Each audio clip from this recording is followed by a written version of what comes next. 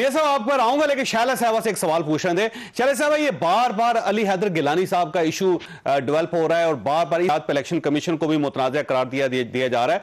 तो ये फरमाइएगा, अली हैदर गिलानी साहब से किसी ने पूछा कि वो अपने वालिद साहब के बिहाफ पे क्यों ये सौदेबाजी कर रहे थे? हेलो जी हेलो। शैला साहब, आपको मेरी आवाज आ रही? मेरा शैला साहबा के साथ राब्ता नहीं हो रहा। मेरे से ये फरमाइएगा, ये आप एक तरफ फैसल वाड़ा साहब को आप उनका नोटिफिकेशन मनसूख करवाना चाह रहे थे, यूसुफ गिलानी साहब को बचाना चाह रहे थे, एक ही सेनेट है, एक ही इलेक्शन है और ऑलमोस्ट वही सारे इश्यूज हैं, तो ये तजाद आपकी पॉलिसी में क्यों सर? हाँ, इसलिए कि आपने देखा था हमारे दो सेनेटर इसी बुनियाद पे नाहल हुए थे।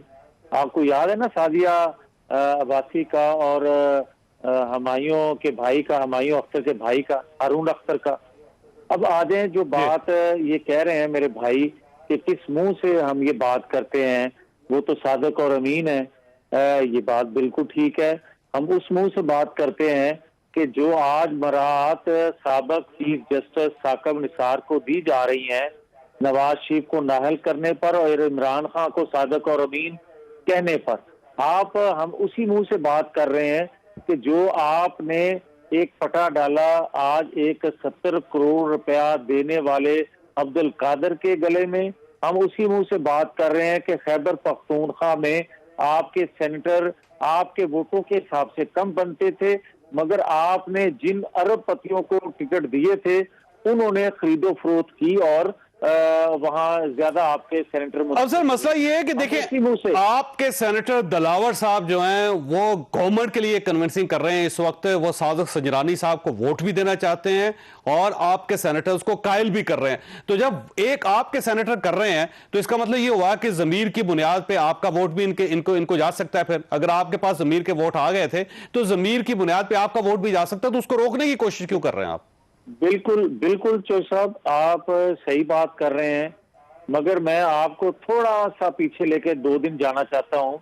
क्या शिबली फराज साहब की जो स्टेटमेंट है वो उनकी इनफरादी नहीं है, वो स्पोक्समैन है हुकूमत वक्त के। वो एक सरकारी स्टेटमेंट है जो उन्होंने कहा कि हम हर हद तक जाएंगे। वो हर हद तक जा रहे हैं जो आप कोट कर रहे हैं। तो हर हद तक तो हर शख्स आता है ना सर, आप नहीं जा रहे सर। आप वोटों को कायल करने के लिए इलेक्शन में आखिरी हद तक जाएं, ये तो दुरुस्त है, मगर जब आपके 16 वोट आपसे अलग होते हैं तो आप कहते हैं इन्होंने ये बिक गए हैं, और दूसरे दिन जब आप उनका इत्मीनान का वोट ले लेते हैं तो आप कहते हैं कि जनाब ये तो बिल्कुल फरिश्ते हैं। फिर दोहरा म्यार ना करें, फिर एक ही बात करें कि या वो करप्ट है और या आप झूठ बोल रहे थे, या आपने दोबारा उनकी खरीदारी खुद की अगर वो पहले बिके थे तो।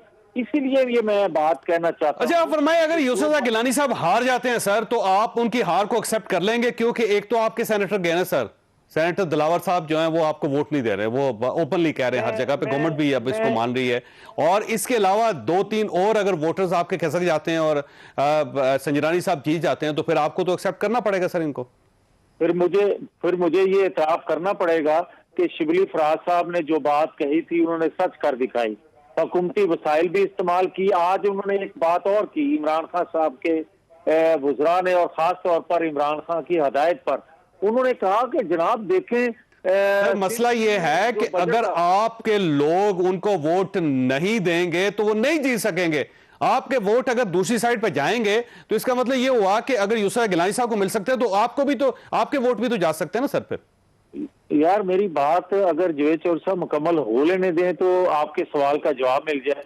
मैं आपकी खिदमत में ये अर्ज करने की जसारत कर रहा हूं कि भाई साहब आप क्यों उनको फिर करप्ट कहते हैं? जो 16 बंदों ने आपको छोड़ा था और अगले दिन आपको वोट दिया तो वो फरिश्ते हो गए, या पहले करप्ट थे या आज आप गलत बयानी कर रहे हैं? इसी तरह मैं आज ये बात कह रहा हूं कि शिबली फराज साहब ने जो बात कही है वो बात अगर दुरुस्त है तो उसकी झलक आपको परसों नजर आ जाएगी।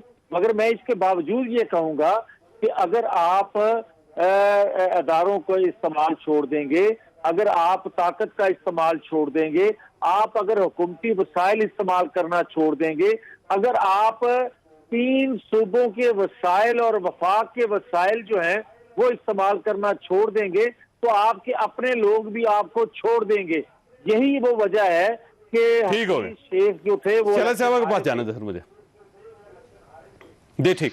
चले साहब ये फरमाइएगा कि अगर आप मनवा लेते हैं मसलन ये जो एक शक की लिस्ट बनी हुई है गवर्नमेंट की तरफ से जिसमें 20 MNAs हैं और गवर्नमेंट का ख्याल ये है कि ये वो लोग हैं जिन्होंने यूसुफ गिलानी साहब को सपोर्ट किया था, उसमें यूसुफ गिलानी साहब के एक भांजे भी हैं, उनका नाम है मैं नाम अभी आपको बताता हूँ, उनका नाम है समीउल हसन गिलानी। वो उस शरीफ से हैं और भांजे इनके सके और PTI के टिकट पे वो जीते थे और उनके क्योंकि यूसुफ गिलानी साहब के घर में पले हुए हैं तो सबका ख्याल ये है कि उन्होंने वोट जो है वो यूसुफ गिलानी साहब को दिया है। तो जब आप कन्विंस कर सकते हैं वोटर्स को और वोटर्स जो है वो फैमिली की बुनियाद पे या जैसे अली हैदर गिलानी साहब की मिन्नत की बुनियाद पे या उनकी तरफ से जो सपोर्ट है या उनको एक फाइनेंशियल जो बेनिफिट्स देने की जो बात है उसकी बुनियाद पे अगर वोटर्स आपको वोट दे सकते हैं तो अब आपके वोटर जा भी सकते हैं, तो जाने वाले वोटर्स को क्यों रोकना चाह रहे हैं आप? देखिए कैंपेन हो रही है और फेयर कैंपेन हो रही है कि बात की जा रही है सबसे, तो फेयर कैंपेन अगर दोनों तरफ से हो रही है तो इट्स ओके। लेकिन अगर ये कहा जा रहा है, एक स्पोक पर्सन पार्टी का ये कह रहा है कि हम हर बार इस्तेमाल करेंगे, हद तक नहीं हर बार, तो फिर एक सोच तो बन रही है। दूसरी बात जो है वो मैं ये कहना चाह रही थी, बड़ा जोर लगा रहे थे ये लोग अपनी बात पर, जब आपने पटिशन दाखिल की तो जो आपके स्टिंग ऑपरेशन वाले थे खुद वो कहाँ थे? और सवाल ये है कि वो फवाद चौधरी ने ये कहा कि जिन लोगों ने सीखा था 8 लोग ने उन्होंने वोट जाया कर दिए। तो जो साहब ये कह रहे हैं कि मैं गया था और हमारा स्टिंग ऑपरेशन था, तो वो तो ये नहीं कह रहे कि 8 लोग थे, तो उन्होंने किनको जाके सिखाया, कितने पैसे लेके सिखाया, फिर ये पूछना चाहिए कि वोट जाया कर दो। और किसको ये सिखाया कि अली गिलानी जो है वो ये कह रहा है और मैं पैसे लेके दूंगा, तो उन्होंने कहाँ पैसे लिए, किससे लिए, ये सबूत दे देंगे वो? देखिए गवर्नमेंट तो जाहिर है उनके पास 20-25 लोगों की लिस्ट भी है जिसमें लोग ऊपर नीचे होते रहते हैं और वो इस बुनियाद पे बन रही है कि उन दिनों में यूसुफ गिलानी साहब के साथ या अली हैदर गिलानी साहब के साथ किस किस का राब्ता था। तो उस बुनियाद पे तो ये भी एक खबरें गर्दिश कर रही हैं कि 5 अक़लीती अरकान भी हैं जिनका ताल्लुक कराची के साथ है और कराची में आपके लोग उनसे मिलते रहें। तो इस बेस पे उन्होंने एक लिस्ट तो तैयार की है, लेकिन मेरा ख्याल है शायद गवर्नमेंट मजबूर है कि अगर उन लोगों को निकाल देगी तो गवर्नमेंट चली जाए। वो तो सही आप कह रहे हैं, मजबूर है। शेख रशीद कह चुके हैं, वजीर दाखिला हैं, कि 17 लोग हैं, सबके नाम इमरान साहब को मालूम है, जिसमें से 13 ने उनके बकौल उनके पैसे लिए। तो मजबूर गवर्नमेंट है, तो रियासत मदीना का दाई कहाँ है, हायर मोरल ग्राउंड कहाँ है? उनसे किसी को कंटेनर में रखे, किसी को उनके NRO क्यों लिया गया? अच्छा वैसे ये फरमाइएगा वो जो वीडियो है जिसका जिक्र आज भी सारा दिन इलेक्शन कमीशन के अंदर होता रहा, आप उसको इखलाकी तौर पे ठीक समझती हैं? आप ही समझती हैं कि अली हैदर गिलानी साहब ने ठीक किया, करना चाहिए था उनको ये? देखिए मैं एक बात कहना चाहती हूँ, जब एक शख्स ये कह रहा है कि स्टिंग ऑपरेशन है, तो दूसरा भी इतना बेवकूफ नहीं है। अगर कोई उससे पूछ रहा है वोट कैसे जाया करते हैं, वो भी मजे ले रहा है।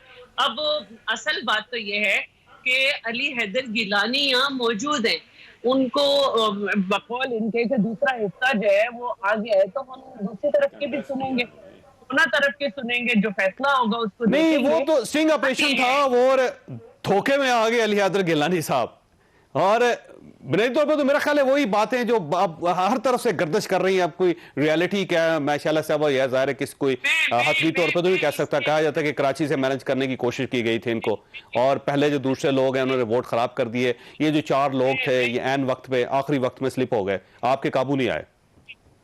मैं एक बात करना चाहती हूँ, बिल्कुल संजीदा बात है। अभी आपने बलूचिस्तान के हवाले से की, अब्दुल कादिर बलूच की, और खुद इमरान साहब की ये बात के इलेक्शन से फौरन पहले ही उन्होंने 50 करोड़ रुपए एनुअल डेवलपमेंट बजट के बताए, और फिर ये 70 करोड़ की भी बात आ रही है। फिर ये सारा खेल भी नजर आ रहा है, किस तरह से विड्रॉ कराया, फिर दूसरी तरफ से जिताया, फिर अपने पास ले आए।